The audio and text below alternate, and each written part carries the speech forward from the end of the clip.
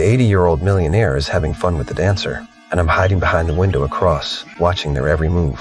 Her body distracted me for a moment, but I looked away quickly, because the billionaire was my real target. I racked the slide and aimed at him. Just as I pulled the trigger, she suddenly stepped in front of him.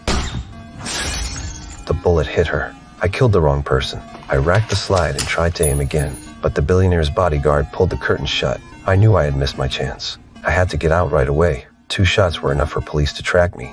I broke the gun into parts and shoved them in my bag. I picked up the shells from the floor. I cleaned the scene as best I could. To hide my face, I put on a helmet and walked down the stairs. I escaped the building before the police arrived, but escape didn't mean safety. I scattered the tools and threw them away. I abandoned the motorcycle too.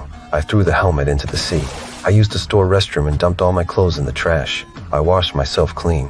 I needed to get rid of the smell of gunpowder. I changed into new clothes. I acted like a tourist and went to the airport. Before I could buy a ticket, police questioned people at the counter. The city was clearly on lockdown. My mind raced for a plan. A police dog looked straight at me. Even after cleaning, I feared it would smell me. I went to the restroom and washed again. I told myself to calm down and think. Then my handler called. He insisted I finish the job. As a killer, I knew the mission was impossible now. I refused him and cut contact. Luckily, the police did not know my identity yet. I bought a ticket and boarded the plane.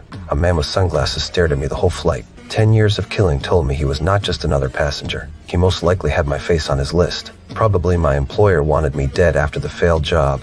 To shake him, I changed flights and hid in an airport hotel. I locked the door and set a noisy trap with a glass and a plate. If someone opened the door, the noise would wake me.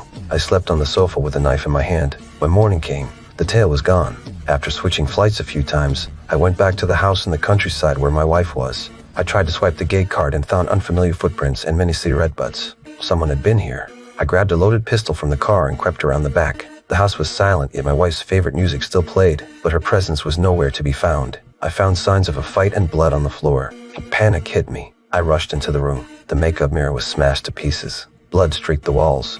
I feared the worst for my wife. I called my brother-in-law in a panic and learned she was in the hospital. She was badly hurt, but alive. Her injury filled me with rage. I wanted them to pay. I went into the garden and took out my secret weapon.